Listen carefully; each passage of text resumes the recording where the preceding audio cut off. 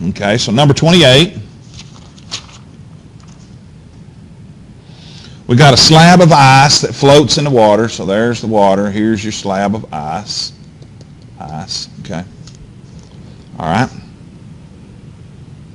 What is the minimum volume must the slab have for a 65 kilogram woman to be able to stand on it without getting her feet wet? So we got a woman standing here, and her mass is 65 kilograms. Excuse me. Let me make sure I read that right. Yes, 65 kilograms. Dang it. That's the mass of the woman, okay? All right. Okay. Now this is a Archimedes principle problem, okay? Because we know what? Okay, we know that the buoyant force is equivalent to the weight of the fluid displaced, okay? Right? Okay. So, since the woman is not accelerating, since she's not sinking, then we can write this. We can say the buoyant force minus the weight is equal to 0. All right? Okay. Okay. So we know that Pascal's principle and Archimedes' principle of buoyancy, okay, and this is on page, where's it at? Yeah, buoyancy. Yeah, Archimedes' principle. Page 376, 377. Yeah. All right, that's where we start. Is equal to 0. So we know then that buoyancy is equal to what? The rho of the water, the density, times the volume of the displaced water times G. So let's start plugging everything in, okay? Now, by the way, we had the mass of the ice, didn't we? I didn't write that down, did I? A slab, what is the minimum volume? All right, well, we'll find that here in just a minute, okay? How do we find the mass of the ice, okay?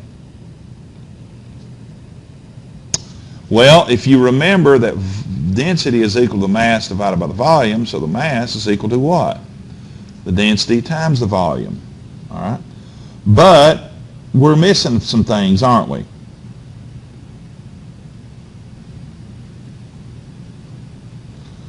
We got to find the density of the woman, don't we? Mm-hmm. I don't know why I said water, I meant woman. All right, so let's write this equation. So we got of the woman times the volume displaced times what? Times G minus the mass of the water plus the mass of the ice times G is equal to 0.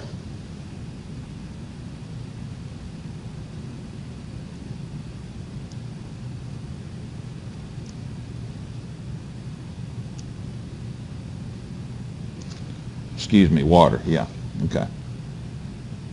All right.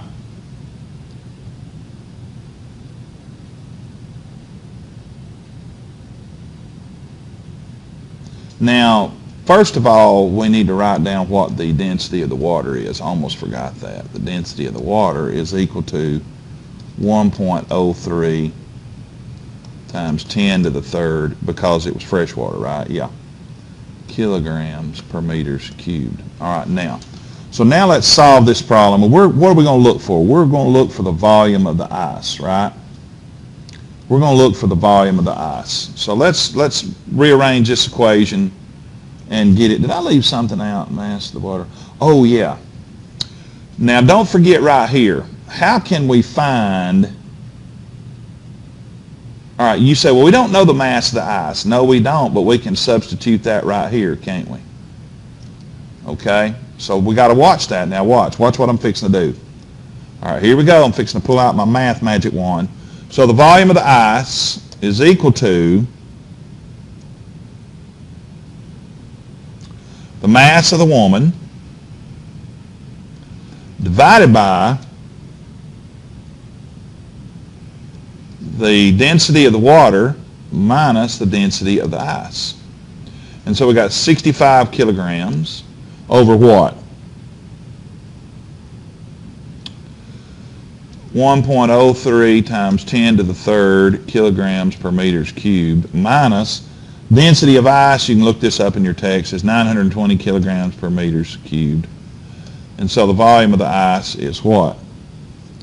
0.81 meters cubed, okay? 0.81 meters cubed. And so that's what the minimum volume must the slab of ice be. That's what it would be, okay? That's kind of a tough problem there, okay? And then if you wanted to find the mass of the ice would be equal to the volume, 0.8381 meters cubed, times the density of ice, which is 920 kilograms per meters cubed, and the mass of the ice would be 745.2 kilograms if you wanted to find that, okay? All right. Okay, I hope that problem makes sense. You got to really stay on top of everything.